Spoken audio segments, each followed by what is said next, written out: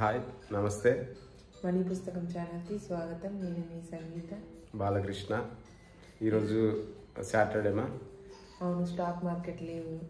So మనం ఏదైనా general topic discuss చేసుకుందామా? డెఫినెట్గా.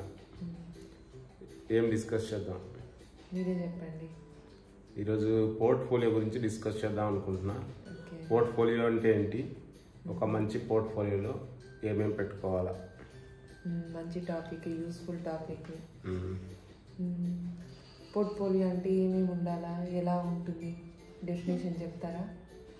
నువ్వు చెప్తే బెటర్. ఓకే, ఇప్పుడు ఒక ఇండివిజువల్ పోర్ట్ఫోలియో అంటే ఒక ఇండివిజువల్కి ఏమేమి అసెట్స్ ఉన్నాయి అనేది ఒక పోర్ట్ఫోలియో అని చెప్పచ్చు. అంటే ఒక పోర్ట్ఫోలియోలో గోల్డ్, అతనికి సంబంధించిన property, stocks, bonds, FDs, cash and cash equivalence, ఇవన్నీ కలిపిందని ఒక పోర్ట్ఫోలియో అని చెప్పచ్చు. ఓకే.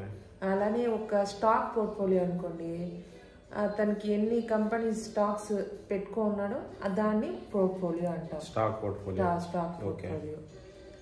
సో ఒక మంచి పోర్ట్ఫోలియో క్రియేట్ చేయడం గురించి ఇప్పుడు డిస్కస్ చేద్దాం. ఓకే. ఎంతెంత ఏమేమి పెట్టుకోవచ్చు ఒక పర్సన్? పోర్ట్ఫోలియో జనరల్గా డైవర్సిఫైడ్ ఉంటే బాగుంటుంది. ఒకే దాంట్లో పెట్టకుండా అన్ని, సపోజ్ మార్కెట్లో పెట్టాలనుకో ఈక్విటీలో,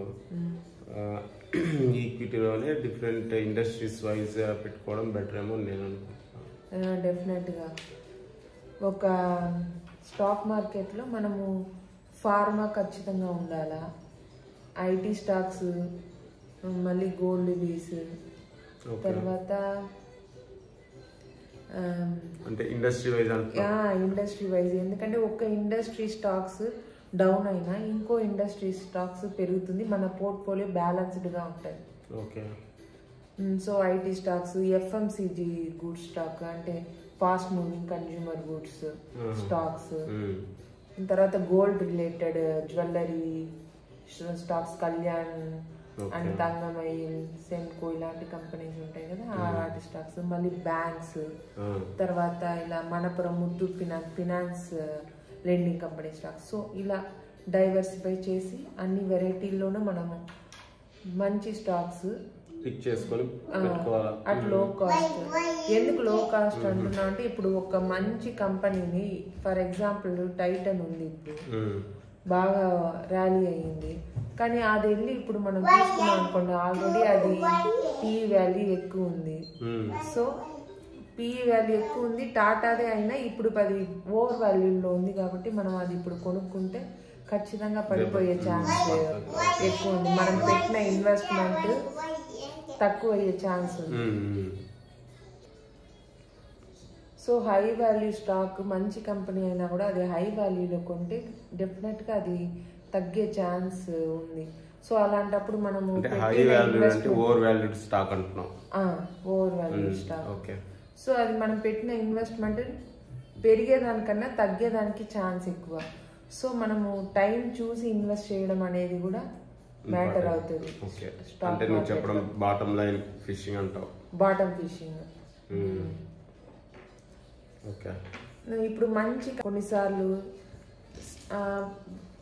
మార్కెట్ ఎందుకో దాన్ని బాగా అండర్ వాల్యూ చేస్తూనే ఉంటుంది, తగ్గిపోతుంది.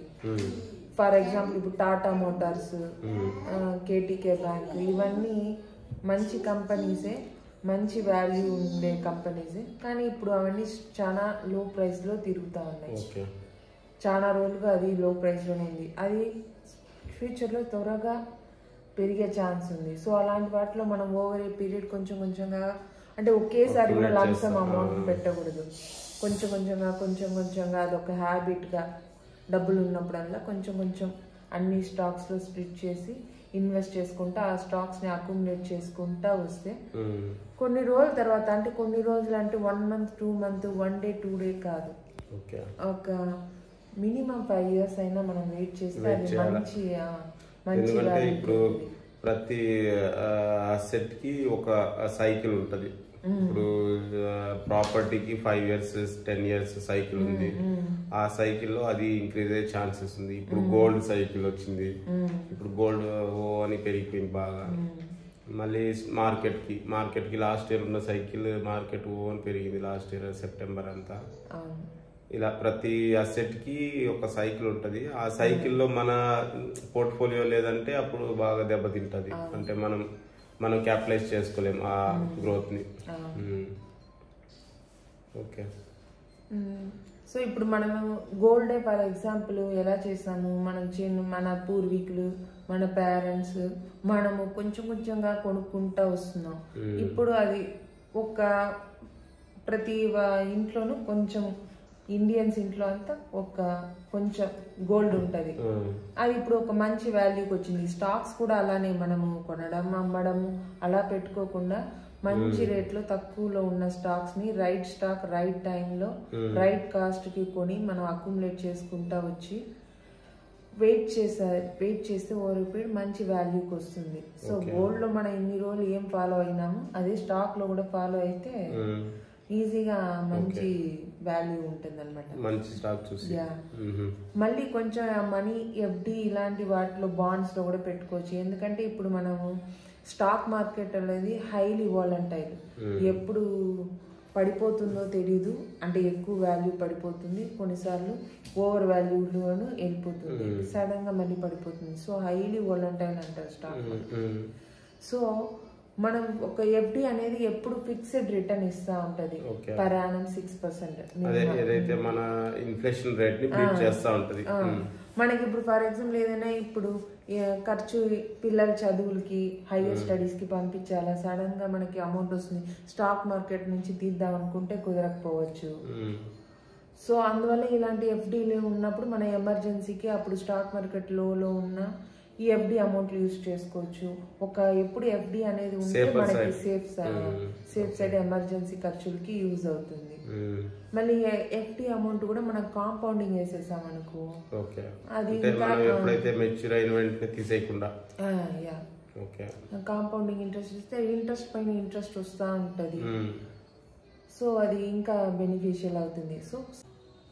సో కొంత పోర్షన్ ఆఫ్ అమౌంట్ ఎఫ్డిలోను పెట్టుకోవడం మంచిది. నెక్స్ట్ గోల్డ్ కూడా ఎప్పుడు ఎంత ఉన్నా కూడా కొంచెం గోల్డ్ అక్యుములేట్ చేస్తూ ఉండడం కూడా మంచిది. అది ఫిజికల్ ఫామ్లో కొనడం చాలా మంచిది. ఒకవేళ ఫిజికల్గా సెక్యూరిటీ లేదు అలా అనిపించే వాళ్ళు గోల్డ్ ఈటీఎఫ్, గోల్డ్ బీస్గా కొనుక్కోవచ్చు మోస్ట్లీ. కానీ ఫిజికల్గా గోల్డ్ కొనడమే మంచిది. ఎందుకు? మన చేతిలోనే ఉంటుంది. అమ్మేసేటప్పుడు అది గోల్డ్ బీస్, గోల్డ్ ఈటీఎఫ్ అనుకోండి, అమ్మేసేటప్పుడు మనకు క్యాపిటల్ గెయిన్ వేస్తారు. అది ఫిజికల్ గోల్డ్ అనుకున్నా అలానే మనం పెట్టుకుంటాము, అమ్మే ఛాన్సెస్ తక్కువే. సో మనం ఇప్పుడు స్టాక్స్, బాండ్స్, ఎఫ్డీలు, గోల్డ్ పెట్టుకోవచ్చు. దాంతోపాటు ప్రాపర్టీ వాళ్ళ రిక్వైర్మెంట్ బట్టి, వాళ్ళ ఫినాన్షియల్ ఫ్రీడమ్ని బట్టి ప్లాన్ వేసుకొని కొనుక్కోవచ్చు. ప్రాపర్టీ గురించి పెద్ద టాపిక్ మాట్లాడితే పెద్ద టాపిక్ అవుతుంది. సో వాళ్ళ రిక్వైర్మెంట్ బట్టి చూసి పెట్టుకోవచ్చు ప్రాపర్టీ. సో ఇప్పుడు మనకి పోర్ట్ఫోలియో అంటే ఏంటి, ఎలా ఒక మంచి పోర్ట్ఫోలియో క్రియేట్ చేయొచ్చు అనేది గురించి గ్లాన్స్గా ఐడియా వచ్చి ఉంటుంది అనుకుంటా. డీటెయిల్డ్గా ఇంకా ఉంది, చాలా పెద్ద టాపిక్ అది. సో మీ అందరికి అర్థమై ఉంటుంది అనుకుంటా. ఏదైనా డౌట్స్ ఉంటే కింద కమెంట్ చేయండి, డెఫినెట్గా షేర్ చేయండి, లైక్ చేయండి, షేర్ చేయండి, సబ్స్క్రైబ్ చేయండి. ఇంకా వేరే ఏదైనా కొత్త టాపిక్ డిస్కస్ చేయాలంటే మాకు కమెంట్ చేయండి. Thank you very much.